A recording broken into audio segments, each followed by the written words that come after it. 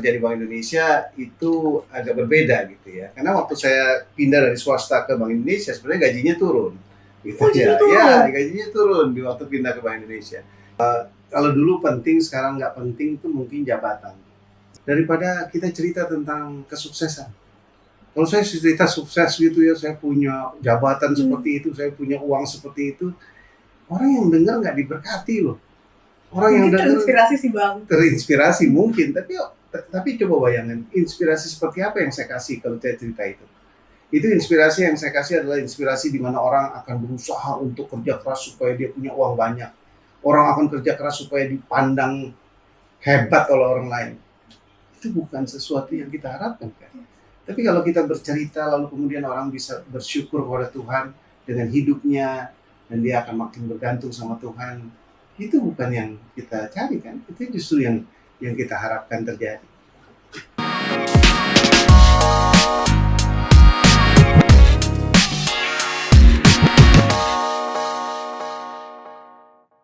Halo semua, selamat datang di Soul Talks, podcastnya Kompas, komunitas profesional antar swasta. Aku Jelita, host Soul Talks. Hari ini aku seneng banget karena kita akan ngobrol dan berbincang banyak dengan seorang profesional, mantan Direktur Eksekutif Bank Indonesia, Dr. Peter Jacobs atau Bang Peter, yang pernah berkarya di Bank Indonesia selama 32 tahun. Oke, kita sekarang ngobrol dengan Bang Peter. Selamat siang Bang Peter. Selamat siang Jelita. Gimana Bang, how are you doing today? Dan gimana kehidupan pasca pensiunnya? Waduh, ini yang agak unik ya. Saya pikir setelah pensiun saya bakalan lebih banyak santai gitu ya. Tapi ternyata banyak hal yang bisa dilakukan di luar dari kebiasaan saya waktu saya bekerja dulu. Jadi lumayan sibuk. Apa aja Bang biasanya setiap hari? Saya sebenarnya masih punya pekerjaan juga. Saya ada punya PT yang mengerjakan training. Tapi saya juga jadi komisaris di 2 perusahaan. Tapi yang paling menarik justru ketika saya punya banyak sekali sekarang kesempatan untuk pelayanan. Pelayanan saya lebih banyak sekarang ke alumni, kalau ke gereja pun lebih banyak untuk bicara tentang kerja dan kehidupan alumni. Tetap produktif ya Bang walaupun udah pensiun? Rasanya begitu ya, mungkin keluarga saya juga minta supaya saya agak slow down, istirahat Gitu, sebentar, Bang. tapi kelihatannya ini sesuatu yang sayang untuk dilewatkan. Supaya tetap sehat dan beraktivitas ya Bang ya? Iya, nah itu dia juga penting. Olahraga penting juga tapi ya. Oh iya, bisa olahraga apa Bang? Banyak ya, biasa olahraga yang gampang sih jalan pagi. Gitu. Tapi saya juga suka driving gitu, mungkin sekali-sekali lah kalau ada teman saya golf. Wow, sangat produktif nih walaupun udah pensiun nih teman-teman Soul Talks. Oke Bang, sebelum kita kenalan lebih jauh dengan Bang Peter dan mengulik tentang perjalanan karir Bang Peter selama 3 dekade gitu ya di Bank Indonesia, aku dan tentunya teman-teman Soul Talks pasti penasaran nih, apa sih Bang gimana latar belakang Bang Peter dan juga nilai hidup apa yang sangat membentuk Bang Peter sejak muda, mungkin dari keluarga ataupun perjalanan iman Abang. Ya, saya sebenarnya lahir dari keluarga Kristen sih, papa mama saya Kristen, tapi memang waktu itu ya yang namanya persekutuan belum banyak, pemahaman tentang lahir baru juga nggak ada. Jadi ya orang Kristen pada umumnya lah, yang hari Minggu pergi ke gereja gitu ya. Bahkan saya dulu kalau di keluarga nggak kenal yang namanya saat teduh, nggak kenal juga yang namanya family altar. Jadi memang baru banyak berkenal setelah saya bertobat gitu ya. Gitu. Oke, boleh tahu Bang, bertobatnya itu maksudnya titik turning point itu pas kapan dan gimana tuh Bang awalnya?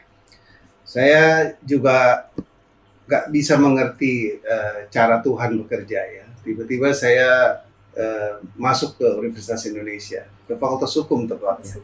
Saya nggak pernah mimpi itu, gitu. Karena dulu mimpinya ya yang penting bisa kuliah aja udah bagus gitu ya. Jadi saya dulu pernah melamar di UKI, tapi diterima di UKI, tapi bersyukur Tuhan arahkan saya pindah ke Universitas Indonesia, masuk di Fakultas Hukum, lalu kemudian di tahun saya masuk 83, tahun 85 ada retret di UI Rawamangun pada waktu itu dan Fakultas Hukum salah satunya, dan saya bertobat di situ. Tepatnya 15 Januari tahun 1985. Wow, perjalanan yang mengubah hidup juga tuh Bang berarti Oh ya? sangat, sangat. Sejak itu memang semuanya berubah. Walaupun nggak drastis saya tiba-tiba jadi orang yang Kristen yang sebenarnya gitu ya. Banyak sekali perjuangan, tapi perjuangan saya mulai dari situ. Jadi penasaran nih Bang, waktu itu kenapa Bang Peter memilih Fakultas Hukum? Sebenarnya itu kayak Tuhan yang pilihin. Jadi saya dulu pilihan pertamanya ekonomi sebenarnya. Jadi saya pilih pertama ekonomi, kedua hukum. Tapi Tuhan kasihnya hukum gitu ya. Tuhan arahkannya ke situ. Dan saya pikir itu sesuatu yang baik.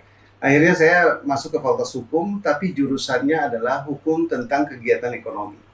Jadi boleh dibilang saya tadinya minta ekonomi, Tuhan kasih dua-duanya, hukum juga, ekonomi juga. Berarti memang passionate di ekonomi ya Bang? Sejak SMA? Boleh dibilang begitu ya, passionate. Dan makanya saya kemudian kerjanya di Bank Indonesia gitu, yang kemudian lebih banyak cerita tentang ekonomi. Waktu saya ambil S2 pun S2 saya ekonomi. Oke.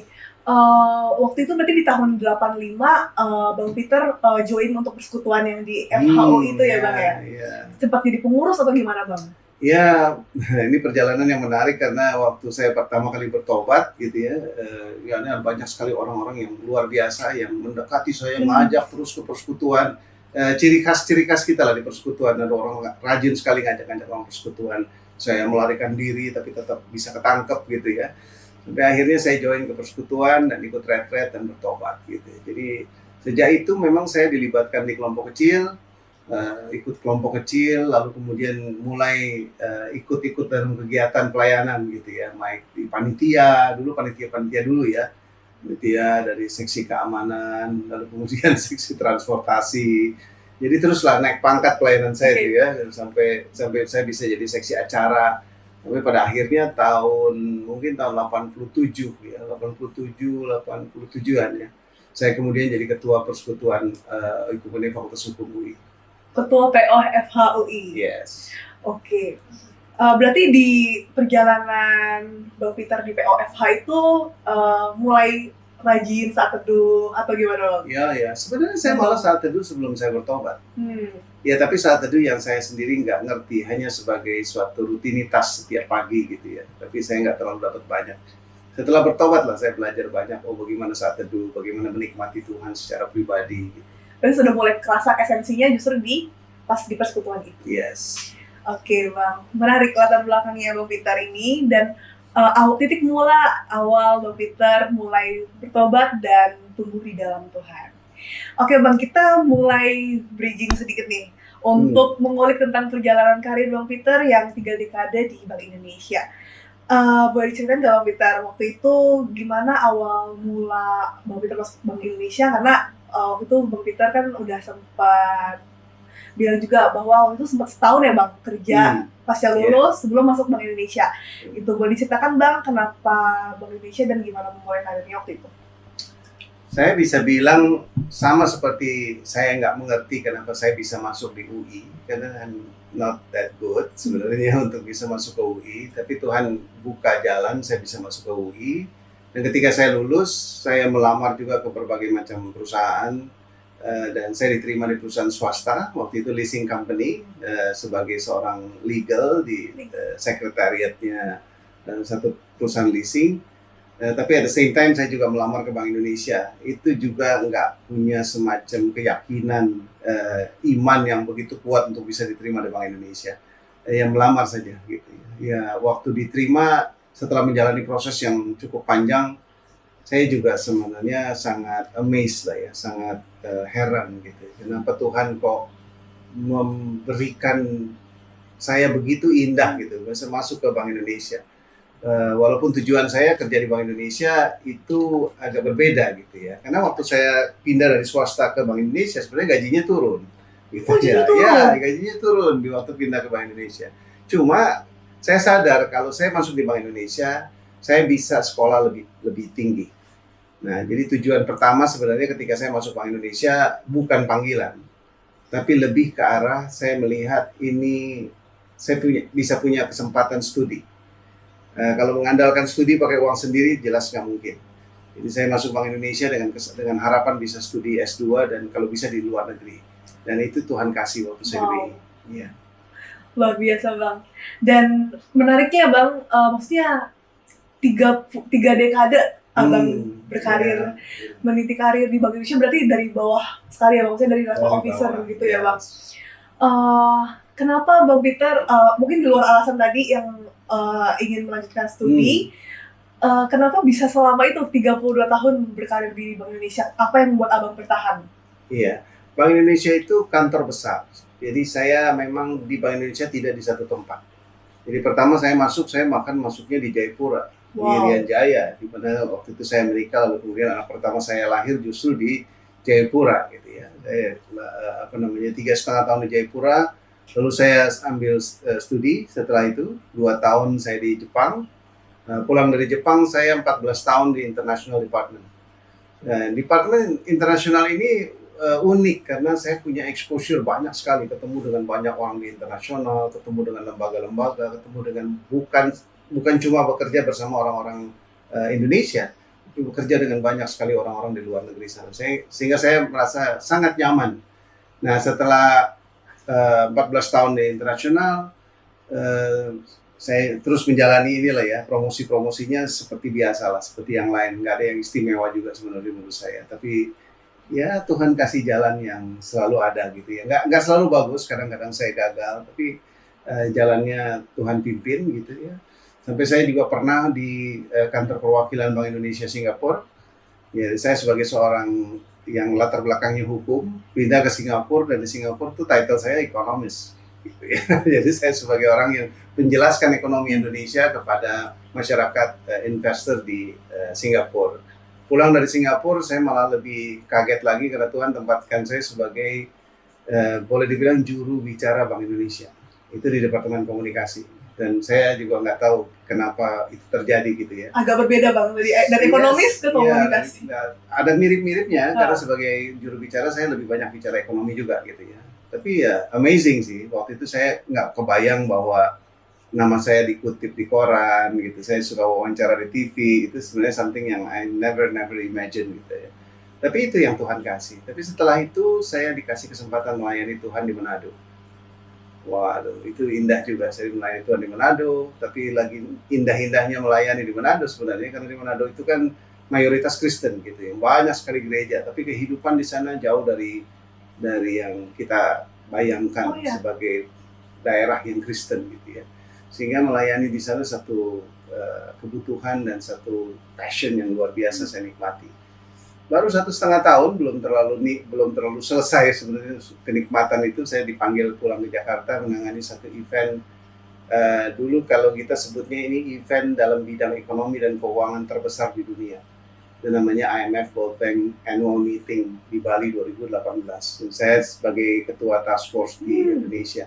Saya bersyukur itu momen yang Tuhan kasih juga sangat-sangat luar biasa.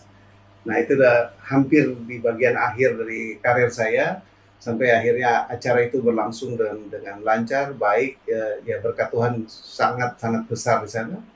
Sampai akhirnya saya diangkat menjadi direktur eksekutif senior di departemen yang mengurusi perizinan, banking, dan juga operational treasury. Itu hampir 3 tahun, lalu kemudian saya pensiun.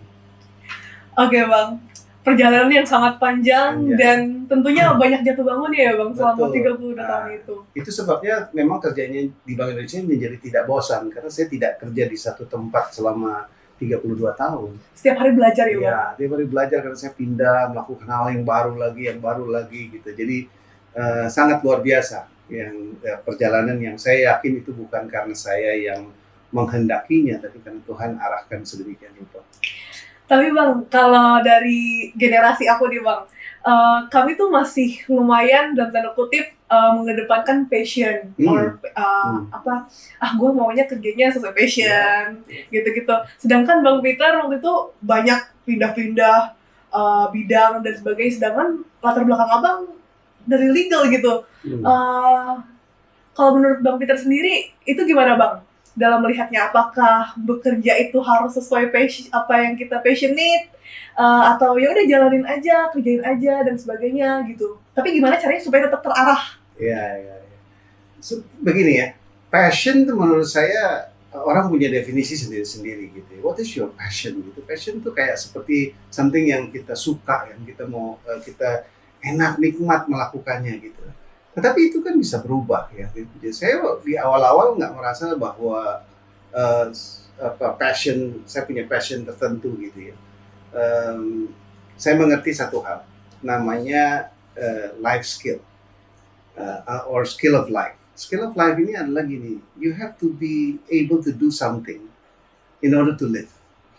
Jadi kalau orang punya passion besar, tapi dia sendiri nggak bisa menghidupi keluarganya, nggak bisa membayangkan karir, nggak bisa membayangkan membantu orang, bahkan nggak bisa membayangkan melayani orang, ya jangan dulu bicara passion. Saya nggak pernah bicara passion di awal-awal, karena passion itu nanti. Ya, ketika saya sudah settle dan saya sudah bisa melihat apa yang sebenarnya Tuhan clear mau dalam hidup saya, and that is my passion. Jadi ya uniknya malah saya ketemu passion saya itu gini, mungkin menariknya gini, saya belajar di persekutuan untuk berintegritas, jujur, kerja yang baik, dan ya tidak menyakiti orang, tidak merugikan orang lain. Saya belajar itu kok, gitu. Tapi waktu 2019 ini 3 tahun sebelum saya pensiun, lalu kemudian saya hadir di satu Global Workplace Forum. Ya. Ini forum yang dibikin oleh Lawson Movement di Manila. Disitulah saya baru sadar bahwa kerja saya itu ibadah gitu. Kerja saya itu adalah sesuatu yang saya kerjakan untuk mengerjakan misi Allah.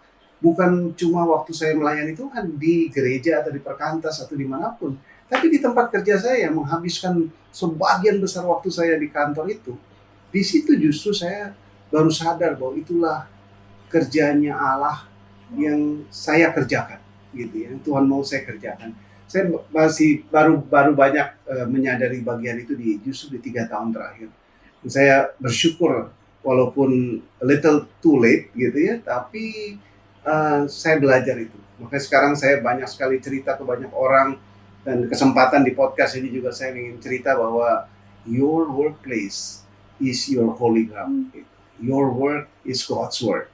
Your work is God's mission. Jadi itu satu hal yang saya kira sangat-sangat penting. Ya, makanya kalau orang kerja itu ayat paling utamanya itu Kolose 3:23 kan gitu ya. Apapun yang kamu perbuat, perbuatlah dengan segenap hati seperti untuk Tuhan dan bukan untuk manusia. Itu apapun yang kamu perbuat. Jadi bukan cuma sekedar melayani atau berbuat baik gitu, tapi apapun.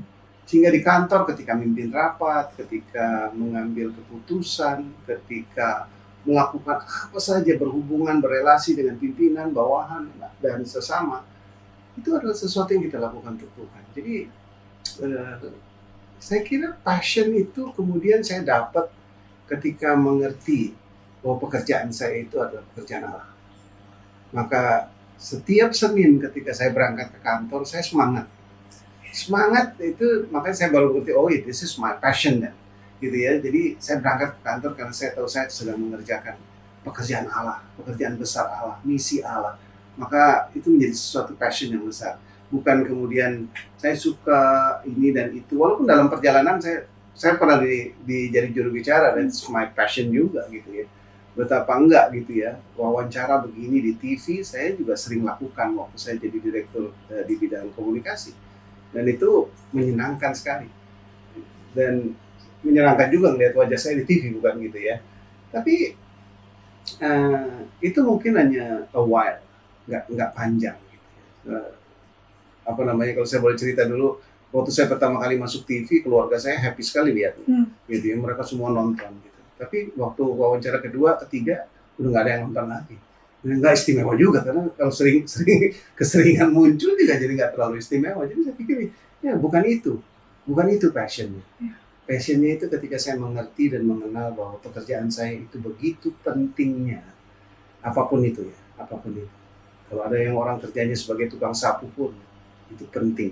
Ya kan? Jadi orang yang ngurus arsip itu juga penting. Apapun yang kita lakukan, kalau kita lakukan buat Tuhan itu jadi penting, dan that is the passion yang saya ngerti.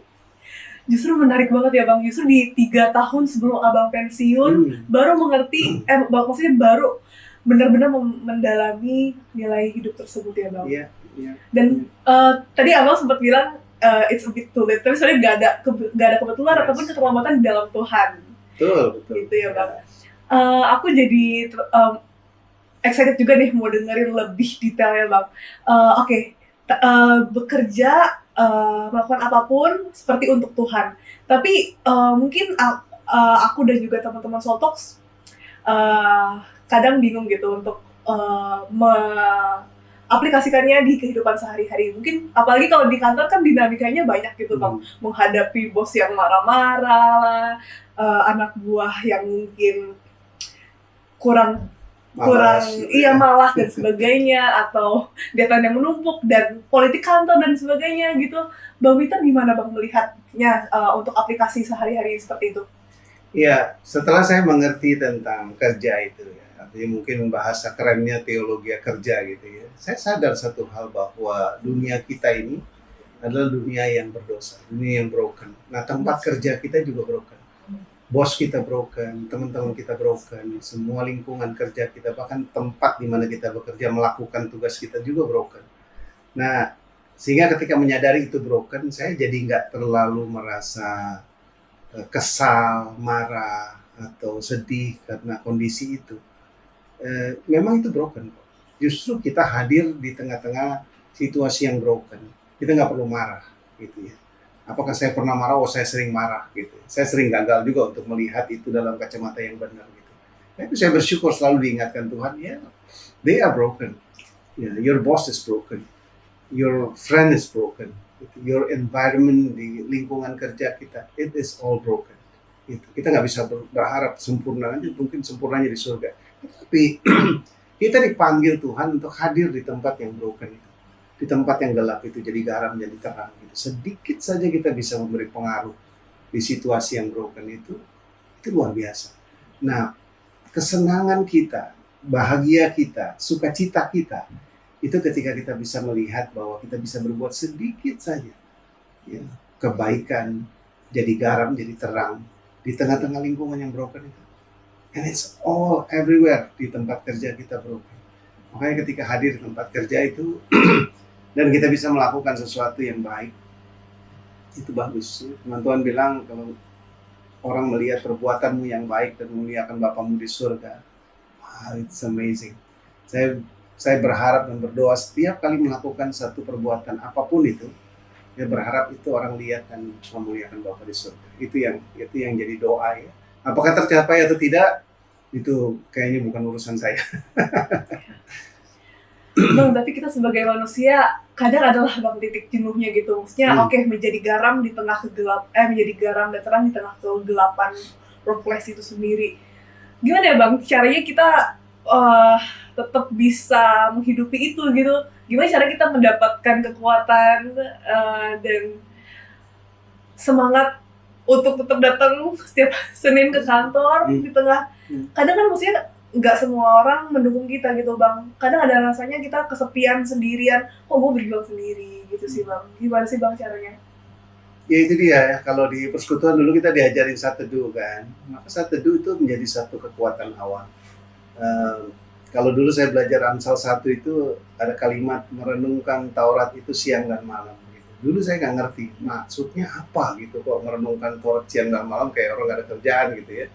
Tapi akhirnya saya mengerti bahwa ketika kita berjalan bersama Tuhan tiap saat ya, dari mulai pagi bangun gitu sampai tidur gitu, kita menikmati itu kebersamaan dengan Tuhan gitu. Dan firman Tuhan sering hadir dalam kehidupan kita gitu.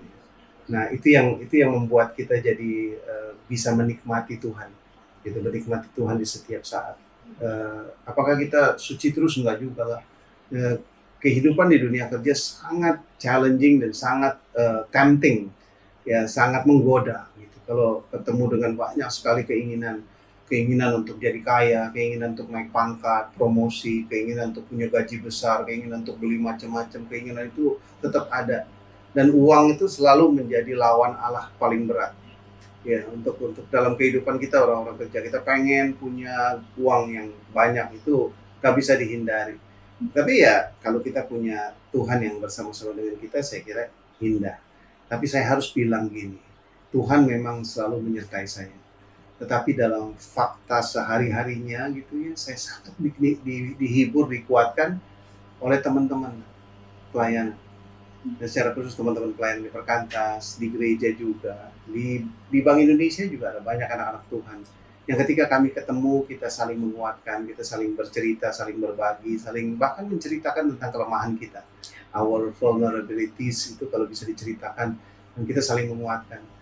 It's okay gitu, it's okay to be not okay gitu kan. Ketika saya lagi susah, lagi lemah gitu, it's okay kalau kita bisa bercerita dengan banyak teman, lalu kemudian teman-teman kita mengerti kita, menguatkan kita, bahkan mau nolong kita.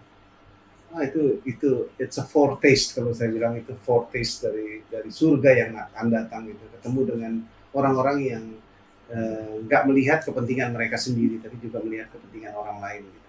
Gitu. Itu sesuatu yang saya kira sangat indah. Berarti selain disiplin rohani yang kita bangun sendiri, penting banget ya Bang untuk punya komunitas yang membangun ya Bang? Ya, itu wajib sifatnya. Kita nggak bisa hidup sendiri, harus punya komunitas yang saling mendukung. Sebenarnya menurut saya malah kalau kita bisa, kalau di Alkitab tuh banyak ratapan ya, banyak, bahkan kita bisa di Alkitab banyak orang-orang yang marah sama Tuhan gitu, sampai berapa lama lagi nih Tuhan gitu ya, katanya ada kemarahan-kemarahan yang disampaikan kepada Tuhan. And it's correct gitu, harus begitu. Kalau kita punya kesempatan bisa sampaikan, Tuhan, sampai kapan lagi nih Tuhan, saya udah nggak kuat lagi. Dan itu menjadi momen perjumpaan kita sama Tuhan yang indah. Nah, tetapi dengan sesama komunitas kita juga nggak harus terlalu cerita tentang kehebatan kita. Wah, saya promosi, saya ini, saya punya ini dan itu. Justru komunitas adalah tempat di mana kita bisa bercerita tentang kelemahan. I have weakness, saya sedih, saya lagi susah, saya butuh ini, saya butuh itu, dan seterusnya. Dan itu komunitas yang baik adalah komunitas yang membuat kita rasa aman, ya, aman bercerita that I have weakness. Nah, itu komunitas yang seperti itu yang kita butuhkan.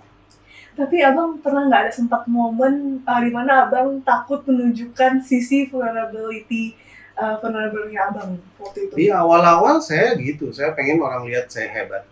Di awal-awal saya ingin kalau saya khotbah pun, kalau saya rasa khotbah saya nggak bagus, saya sedih banget. Bukan sedih karena khotbahnya nggak bagus, tapi sedih karena pikir apa kata orang. Iya, saya di awal-awal banyak sekali mengalami itu. Ya. Tapi justru ketika saya memahami tentang teologi kerja, apalagi waktu di 1 tahun sebelum pensiun saya sempat studi master di bidang leadership, theology and society.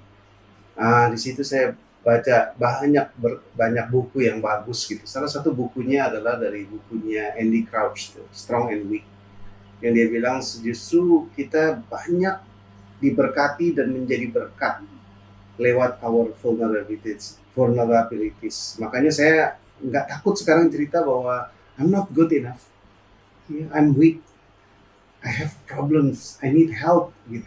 Karena justru di situasi seperti itu kita butuh teman, butuh Tuhan yang menolong kita. Dan saya banyak belajar juga bahwa ketika kita sharing tentang our vulnerabilities, justru akan lebih banyak orang diberkati daripada kita cerita tentang kesuksesan. Kalau saya cerita sukses gitu ya, saya punya jabatan seperti itu, saya punya uang seperti itu, orang yang dengar nggak diberkati loh. Orang mungkin yang dengar terinspirasi sih Bang. Terinspirasi mungkin, tapi coba bayangin inspirasi seperti apa yang saya kasih kalau saya cerita itu. Itu inspirasi yang saya kasih adalah inspirasi di mana orang akan berusaha untuk kerja keras supaya dia punya uang banyak. Orang akan kerja keras supaya dipandang hebat oleh orang lain. Itu bukan sesuatu yang kita harapkan kan. Tapi kalau kita bercerita lalu kemudian orang bisa bersyukur kepada Tuhan dengan hidupnya dan dia akan makin bergantung sama Tuhan, itu bukan yang kita cari kan. Itu justru yang kita harapkan terjadi. Gitu. Justru di situ I'm so glad to hear that Bang. Justru itu jadi menunjukkan bahwa justru di dalam kelemahan kita kuasa Tuhan menjadi sempurna gitu ya kerjanya. Iya, kalau mana Paulus bisa pernah membanggakan diri waktu dia cerita. Dia bahkan cerita di antara semua rasul aku yang paling berdosa. Aduh, aku ini pokoknya dosanya besar banget. Jadi merasa dia justru paling lemah. Tapi justru di dalam kelemahan lah gitu ya. Jadi kuasa Tuhan sempurna. Kalau mau ceritalah tentang Tuhan yang hebat, bukan tentang kita yang hebat ya. Luar biasa Bang. Oke Bang, lanjut kembali ke Bank Indonesia nih Bang. Banyak posisi strategis yang sudah Abang jalankan, hadapi, dan dinamika bahkan mungkin politik kantor gitu ya Bang ya. Eh, Boleh tahu nggak Bang, adakah situasi dalam pekerjaan ataupun karir Abang yang waktu itu benar-benar menguji integritas Bang Peter dan juga bahkan Iman gitu? Dan teladan Kristus apa yang paling relevan untuk Abang pegang selama perjalanan tersebut? Um, Bank Indonesia itu institusi yang menurut saya sangat baik. Jadi artinya integritas dalam konteks di kantor itu office politiknya ada juga tetap gitu ya. Tapi godaan-godaan korupsinya sebenarnya nggak terlalu kuat. Tapi saya pernah di tahun-tahun 97-98 waktu itu krisis ekonomi di Indonesia, di mana saya pegang satu pekerjaan yang begitu penting untuk kasih fasilitas ke perbankan. Dan di zaman itu godaan untuk orang-orang kasih sesuatu kepada saya itu banyak sekali. Mulai dari kasih yang kecil-kecil berupa parcel sampai kasih amplop, kasih membership golf, kasih macam-macam, itu godaan-godaan itu ada gitu. Dan sebagai orang muda, waktu itu saya masih relatif muda ya, saya butuh semuanya itu gitu. Saya butuh semuanya itu. Tapi ya itulah, bersyukur waktu di persekutuan kita diingatkan tentang suap, kita diingatkan tentang integritas. Nah itu yang kemudian menolong saya untuk melihat buat apa saya menghancurkan hidup saya hanya untuk kesenangan-kesenangan yang sesaat. Dan saya bersyukur tuh Tuhan kasih saya kekuatan, dan setiap kali malam berdoa ketika kasus-kasus itu terjadi, doanya lebih saya senang banget gitu ya, bilang sama Tuhan, Tuhan terima kasih, Tuhan kasih kekuatan. Tadi itu hampir saya jatuh, saya pengen juga Tuhan gitu ya, kalau dikasih amplop isinya ratusan dolar gitu pada waktu itu kan saya senang juga gitu ya, saya bisa beli macam-macam gitu. Tapi sebagai orang muda bersyukurlah kemudian diingatkan lah untuk hal-hal seperti itu. Nah itu kalau masa-masa sulitnya seperti itu. Ada masa-masa di mana saya juga harus rela untuk tidak dipromosi gitu. Masa-masa yang saya juga rasa sedih gitu ya. Tapi di situ di kegagalan itu yang saya justru banyak belajar tentang kebaikan Tuhan. Ya, kegagalan banyak sekali mengajarkan saya tentang kebaikan Tuhan. Ya, itu yang mungkin indah, tapi yang terakhir tadi apa pertanyaannya? Teladan Kristus apa yang paling mengena? Teladan Kristus. Ada satu ayat yang saya suka kalau bicara tentang hidup. Ya, itu waktu Tuhan Yesus memberi makan 5.000 orang. Gitu. Kalimatnya dibuka dengan Tuhan Yesus melihat orang banyak itu, dan hatinya tergerak oleh belas kasihan. Jadi ada kata melihat. Waktu saya baca ayat itu ya, saya mengingatkan diri saya. Tuhan ingatkan lewat ayat itu, open your eyes and see. Maka Tuhan akan gerakkan hatimu dan engkau akan punya belas kasihan. Maka salah satu hal terbaik dalam hidup saya sebenarnya adalah kalau saya bisa memberi bantuan ke orang. Dan bantuan yang saya bisa berikan kepada orang itu boleh terjadi kalau saya buka mata, saya melihat. Saya melihat orang yang miskin, saya melihat orang yang susah, saya melihat orang yang sakit, saya melihat orang yang membutuhkan dukungan, membutuhkan bantuan, membutuhkan teman, membutuhkan telinga untuk mendengarkan mereka boleh bercerita. Saya melihat itu, maka Tuhan kasih hati yang penuh belas kasihan. Kalau kata compassion itu sebenarnya bahkan sampai rasanya sakit di mules gitu. Belas kasihan itu sampai mules gitu. Nah, gimana kita punya rasa compassion sampai mules seperti begitu? Nah, itu bisa terjadi kalau kita buka mata kita. Kita baca firman, buka mata kita, bahwa Tuhan kasih lihat banyak hal. Dan saya pikir teladan Tuhan Yesus itu yang sangat indah. Itulah sebabnya dia mau mati buat kita. Karena dia melihat anak-anak manusia yang dicintainya itu akan semua dihukum karena dosa. Maka dia mau mati. Maka di dunia pun waktu dia lihat orang banyak itu hatinya tergerak oleh belas kasihan. Ialah itu menolong kita. Kalau itu menolong saya terus-menerus. I open my eyes to see. Gitu. Karena dengan demikianlah kemudian Tuhan menolong saya berjalan ke arah yang Tuhan mau. If I open my eyes. If I open my eyes. Sangat menarik Bang. Dan super inspiring. Oke Bang. Kita lanjut Bang, untuk wisdom after your current journey. Setelah puluhan tahun bekerja, Bang Peter, dan sekarang memasuki fase hidup yang benar-benar baru dan berbeda gitu ya Bang, dunia pasca pensiun. Apa yang berubah dari cara Bang Peter dalam memandang hidup, melihat karir ke belakang, dan apa yang terlihat dulu sangat penting dalam karir, tapi sekarang ternyata nggak sepenting itu gitu loh. Kalau dulu penting, sekarang nggak penting itu mungkin jabatan. Dulu rasanya punya jabatan itu nikmat sekali. Tapi ternyata saya sadar bahwa orang lain kemudian berbuat baik sama saya, melayani saya karena jabatan saya. Dulu itu terjadi dan seperti itu. Tapi kemudian ketika saya pensiun, yang tersisa sebenarnya ada. Tapi kalau sekarang orang nggak mau ketemu saya minta tolong, dia nggak mau tolong gitu, itu tanda-tanda bahwa dulu kita tidak menabur sesuatu yang baik di dalam kehidupan kerja kita. Nah saat ini saya bersyukur gitu ya, saya tiba-tiba diajak jadi komisaris, ada orang yang menawarkan, ada orang bahkan menawarkan banyak pelayanan yang I never imagine. Teman-teman perkantas kemudian dorong saya jadi anggota board dari IFES gitu. Itu yang saya nggak pernah bayangin itu bisa terjadi. Saya sekarang juga diajak sebagai anggota board dari Theology of Work Indonesia yang dengan berbagai teman gitu ya, dan kebanyakan juga orang-orang perkantas sebenarnya. Dan ya saya dilibatkan dalam banyak pelayanan yang menurut saya sangat baik dan strategis. Masuk salah satunya sekarang saya jadi pengurus di Yayasan UKI, ya, Universitas Kristen Indonesia. Dan saya bukan orang UKI, tapi Tuhan kasih kesempatan buat saya paling tidak satu periode ini untuk melakukan pelayanan di sana. Oke Bang, gimana Bang Peter mendefinisikan kesuksesan hari ini? Saya ingat Eugene Peterson bilang gitu ya, yang paling terpenting sebenarnya bukan kesuksesan, tapi kesetiaan. Jadi kalau orang bilang sukses sih menurut saya ya kalau saya setia. Ya kalau saya setia bersekutu secara pribadi dengan Tuhan.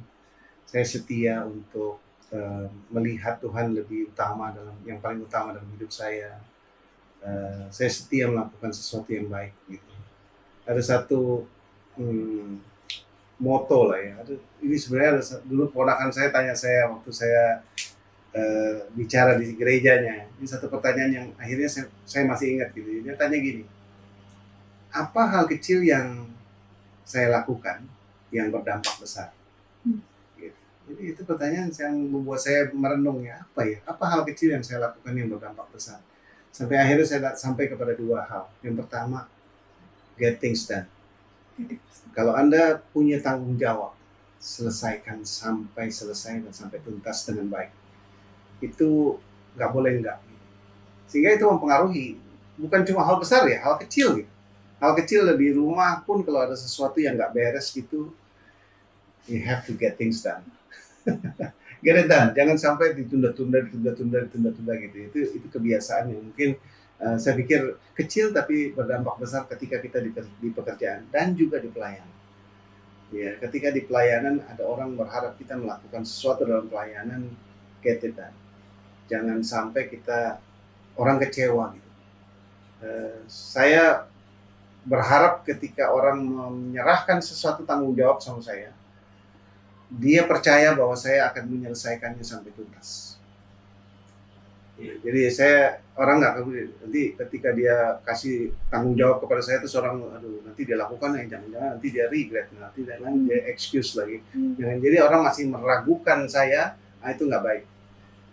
Orang harus sampai kepada titik di mana kalau orang minta tolong sama saya melakukan sesuatu atau minta saya melayani itu atau minta saya melakukan pekerjaan tertentu, dia percaya saya akan tuntaskan. Itu yang pertama. Yang kedua yang saya pikir juga paling penting adalah jangan pernah menolak membantu orang. Nah, kalau boleh dibilang itu hal kecil yang berdampak besar. You never know. Jadi di sepanjang hidup kita kalau ada orang minta tolong, kalau masih bisa kita lakukan itu lakukanlah. Walaupun itu nggak mungkin nggak langsung berdampak langsung pada diri kita. Tetapi kalau kita bisa menolong orang lain, lakukanlah dua hal itu. Get things done, sama jangan pernah menolak membantu orang. Wah, menarik nih Bang. Soal membantu orang, apalagi di dalam pekerjaan gitu Bang. Kadang kadang tuh kalau aku pribadi ya, kadang ada ketakutan bahwa kita akan dimanfaatkan oleh rekan kerja, bos, atau bahkan kalau sekarang istilahnya manipulatif gitu lah Bang. Gimana ya Bang menghadapi seperti itu? Gimana caranya pola pikir yang harus diubah ataupun diarahkan untuk menghadapi hal seperti itu? Membantu orang, tapi kita tetap punya boundaries. Iya. Saya kira sih kita pada titik-titik tertentu akan tahu apakah kita sedang dimanfaatkan atau tidak. Tetapi di awal-awal mungkin kita nggak akan lakukan itu. Kalau di awal pertama kita akan bantu orang. Tapi kalau misalnya orang itu menjadi terkesan memanfaatkan itu, kita juga pasti tahu sih. Nah, tetapi menurut saya gini, the more you do to help, the better. Walaupun dimanfaatkan, ya. Kalau saya pernah juga cerita tentang second mile principle, ya kita kalau orang minta jalan kita 1 mile, jalan dengan dia 2 mile. Kalau ada orang mau tampar pipi kanan, kasih pipi kiri. Ada orang minta baju kita, kasih sekalian jubah kita. Itu prinsip kita waktu kita hidup dan kerja.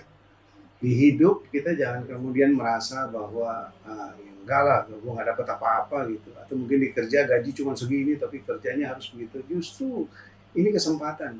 Gitu, untuk kemudian melakukan. Kemarin di Makassar saya pelayanan, dan seorang bertanya ke saya, dia tinggal punya waktu 2 tahun lagi. Dan rasanya dia nggak bisa lakukan banyak hal karena posisinya sudah senior. Kalau dia mau melakukan pekerjaan lagi, bahkan dia akan dipimpin oleh orang-orang yang junior. Lalu saya bilang, waktumu tinggal 2 tahun, apalagi yang ditunggu? Lakukan apa yang bisa dilakukan, even kita harus mengabdi kepada orang yang lebih muda dari kita. Karena dalam waktu yang singkat seperti itu, orang akan melihat siapa kita. Ya, apakah kita bermalas-malasan, atau kita hitung-hitungan, atau kita hanya mau melakukan apa yang kita suka saja, atau kita boleh menjadi orang yang kemudian memanfaatkan setiap momen untuk berbuat baik. Nah, ketika berbuat baik itulah bisa kerja yang baik, kita membantu orang, kita mengisi kekosongan orang lain, kita berbuat apa saja di sepanjang hidup yang Tuhan masih kasih. Dan itu akan menjadi sesuatu yang sangat memberkati banyak orang. Luar biasa Bang Peter. Bang, two last questions. Kalau Bang Peter bisa kembali ke usia 25 tahun atau awal karir, apa nasihat yang Bang Peter ingin sampaikan kepada diri sendiri? Kalau saya masih muda ya, saya suka ini, sesuatu yang indah ketika saya belajar teologi kerja. Work and rest, kerja dan istirahat. Maka ketika saya nanti bisa kembali lagi ke usia 25 tahun, saya bisa, kalau saya masuk ke BI lagi misalnya, saya kerja di Bank Indonesia lagi, saya mau lagi tuh penempatan di Jayapura, saya mau lagi penempatan di Papua. Mungkin ketika saya akan ada di sana, saya bisa melakukan sesuatu dengan lebih baik. Tapi prinsip work and rest itu menjadi sesuatu yang saya kira sangat indah, karena Tuhan juga bekerja dan Tuhan juga beristirahat. Maka ketika saya kerja, saya akan kerja all out, tapi ada waktunya di mana saya harus istirahat. Nah, istirahat juga salah satu bagian yang indah gitu. Ketika saya bisa menikmati fisik yang beristirahat, tapi juga bisa menikmati hati dan pikiran yang beristirahat. Nah, istirahat hati dan pikiran itu ketika kita terpaut sama Tuhan, gitu. Menikmati kebaikan Tuhan. Rest menurut saya adalah ketika hati dan pikiran kita melulu mengatakan thank you God, thank you God, thank you God. Dan itu indah gitu. Daripada Tuhan kenapa begini, kenapa begitu gitu. Tapi ketika saya rest, saya akan bilang terima kasih. Ketika setiap kali saya bilang terima kasih sama Tuhan, saya rasa I'm recharged gitu. Dan saya bilang kekuatan saya tambah lagi, kekuatan saya tambah lagi, kekuatan saya tambah lagi. Dulu ada buku tuh cerita tentang atlet tenis gitu ya. Itu kan, waduh, capek, berjam-jam mereka main begitu capek. Jadi energi mereka sampai turun, sampai di paling rendah. Tapi mereka tahu caranya untuk waktu mereka beristirahat, mereka tahu caranya untuk naikin lagi energi. Ada yang makan pisang, ada yang selonjor, ada yang merem atau segala macam. Mereka tahu how to increase their energy. Dan itu yang juga kita harus punya. We have to know how to increase our energy. Dan salah satunya adalah dengan sikap yang gratitude, yang bersyukur gitu. Karena manusia nggak pernah cukup ya Bang. Manusia nggak pernah cukup. Kalau kita mau masih kurang di situ, akhirnya kita malah capek, stres, akhirnya ya itu dia problem muncul di situ. Berarti pentingnya bijak dalam work and rest gitu ya Work Bang. and rest, yes. Oke, one last question Bang Peter. Sebenarnya banyak sih yang pengen ditanyakan, tapi karena waktu kita terbatas ya Bang, boleh Bang disampaikan kepada teman-teman Soul Talks apa pesan dan harapan Bang Peter untuk generasi muda dalam menjalani karirnya, menjalani panggilan Tuhan dan teologi kerja tadi yang Bang Peter sempat singgung gitu di era yang sekarang yang tentunya berbeda gitu ya Bang dengan di era pas Bang Peter masih berkarir yang sekarang semakin berkembang dan sebagainya gitu Bang. Boleh disampaikan Bang? Ya, mungkin kesalahan yang selama ini terjadi yang saya juga kemudian sempat lakukan gitu ya, atau sempat percaya itu bahwa hidup kita itu terkotak-kotak. Ada yang namanya hidup di bidang sekuler, ada yang hidupnya yang rohani gitu. Tapi kemudian setelah saya belajar firman Tuhan dengan benar gitu ya, khususnya ketika saya belajar teologi kerja, saya sadari satu hal, bahwa tidak ada lagi hidup yang sekuler dan rohani. Buat orang Kristen semua rohani. Ketika kita mulai bangun tidur sampai kita tidur lagi, bahkan ketika kita tidur pun Tuhan berkati kita. Nah, maka nggak ada lagi hidup kita holistik, hidup kita semua rohani. Nggak ada yang Tuhan kita tinggal di depan pintu. Nggak ada kemudian kita saat teduh menikmati Tuhan di pagi hari, udah gitu kita pergi kantor, Tuhan tinggal di rumah. Nggak ada seperti itu. Nggak ada lagi hidup yang hanya Sabtu dan Minggu gitu, atau waktu kita pelayanan yang membuat kita dekat sama Tuhan. Justru di tempat kerja. Ya, di tempat kerja. Saya ingat Eugene Peterson pernah bilang gini, I'm prepared to contend that the primary location for spiritual formation is the workplace. Dia bilang, saya makin yakin bahwa tempat paling utama untuk pertumbuhan rohani itu ada di tempat kerja. Maka teman-teman yang masih muda sekarang, yang masih bekerja, sadarilah itu. Tempat kerjamu itu adalah tempat di mana kita bertumbuh secara rohani. Apapun kerjaannya, apapun kerjaannya. Belajar Alkitab baik-baik, datang ke gereja, terima, nikmati firman Tuhan, dibentuk, diajari. Tapi bukan di situ peperangannya. Peperangan kita yang membuat kita makin baik dan makin kuat itu ada di tempat kerja. Selamat bekerja tuh, selamat bertumbuh, selamat menjadi orang-orang yang jadi berkat buat banyak orang. Luar biasa Bang Peter. Terima kasih banyak Bang Peter untuk kesempatannya. Kita baik tentunya aku, Jelita, dan juga teman-teman Soul Talks pasti mendapatkan banyak perspektif baru nih, dibukakan banyak wawasan baru dari Bang Peter, nggak cuma soal karir, tapi juga soal dalam memandang hidup dengan perspektifnya Tuhan, tentang menikmati Tuhan dalam pekerjaan kita, dan tentunya gimana caranya supaya kita semakin menjadi garam dan terang dunia, dan juga berdampak di lingkungan kita di setiap hari, dan selalu semangat di setiap hari Senin. Semangat di setiap hari Senin. That's good. Terima kasih banyak Bang Peter untuk kesempatannya. Terima kasih ya. Terima kasih teman-teman.